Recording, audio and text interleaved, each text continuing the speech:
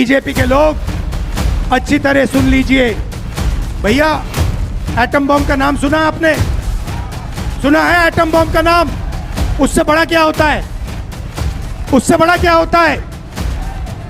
Atom bomb से बड़ा hydrogen bomb होता है। होता है नहीं होता है?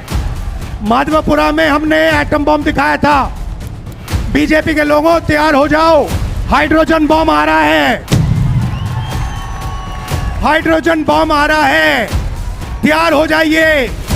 आपकी जो सच्चाई है, वोट चोरी की सच्चाई है, वो पूरे देश को पता लगने जा रही है। ये भाजपा के लोग, इन लोगों का दिमाग घुटने में है। नमस्कार दोस्तों, आपकी बात यूपी 45 में आपका स्वागत है। आज हम बात करने वाले हैं कि राहुल गांधी ने पहले तो एटम बम फोड़ा था कर्नाटका के बेंगलुरु के महादेवा विधानसभा की एक सीट पर, लेकिन आज उन्होंने कहा कि अब हम एक और बम फोड़ने वाले हैं, वो भी हाइड्रोजन, यानी कि एटम बम से बड़ा हाइड्रोजन बम फूटेगा।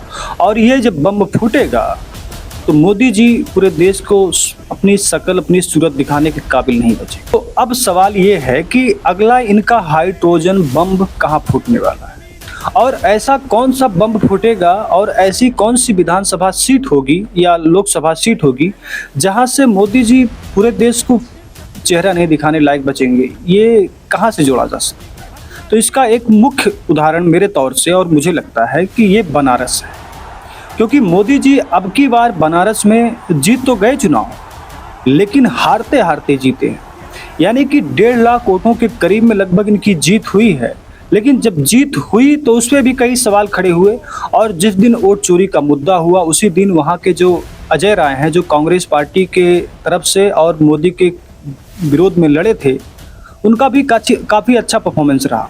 सिर्फ 10 से 12% का अंतर रहा दोनों के बीच में। अब देखिए मामला क्या है कि 13 अगस्त को वाराणसी में एक अनोखा नज़ारा देखने को मिला। सपा कार्यकर्ता अजय राय के घर पहुंचते हैं और उन्हें माला पहनाई जाती है, नारे लगाए जाते हैं कि वाराणसी का सांसद कौन है? अजय राय, अजय राय, अजय राय। 2024 में नरेंद्र मोदी के खिलाफ लड़े, कहते हैं कि काशी की जनता ने मुझे जिताया, लेकिन वोट चोरी ने कहीं उन्हें जिताया है या फिर चोरी करके जीते हैं चुनाव। उनका दावा है कि 1.5 लाख वोटरों का फर्जी वोटर की देन है, जो आज काशी की गलियों में गूंज रहा है कि वोट चोरी करके हमारे देश का सांसद और प्रधानमंत्री बना है। निश्चित तौर से कांग्रेस पार्टी हमारी सड़क पर उतरी है और आम जनता अब जागरूक हो चुकी है, क्योंकि अब चोरी बेईमानी का जवाब हम सड़क पर उतर कर निश्चित देंगे। और जो हमारे सबसे ज्यादा कलंकित काशी के लोग अपने आप को महसूस कर रहे हैं कि जो हमारा वोट चोरी करके सांसद और देश का प्रधानमंत्री बना है, आज काशी के लोगों का, बाबा विश्वनाथ के भक्तों का आज पूरी तरीके से सर हमारा झुक गया है कि हमारा सांसद, हमारा देश का प्रधानमंत्री चोरी करके जीता है। राहुल गांधी ने 1 सितंबर को पटना में गरजते हुए कहा कि मेरा हाइड्रोजन बम फटेगा और इसके बाद नरेंद्र मोदी देश को मुंह दिखा नहीं पाएंगे।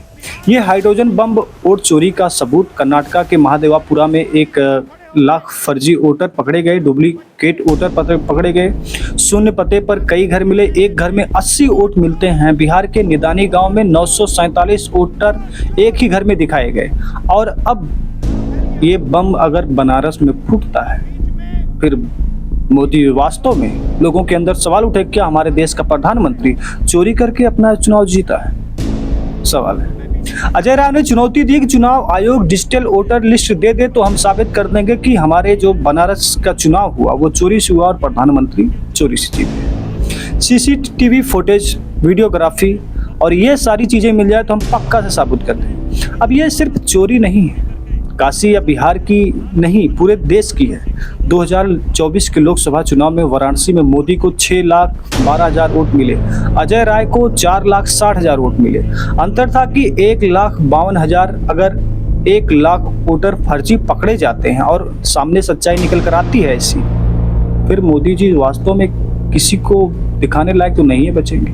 वैसे मोदी जी कहाँ मानने वाले हैं बिना दिखाए। राहुल कहते हैं कि मोदी और अमित शाह चुप क्यों है?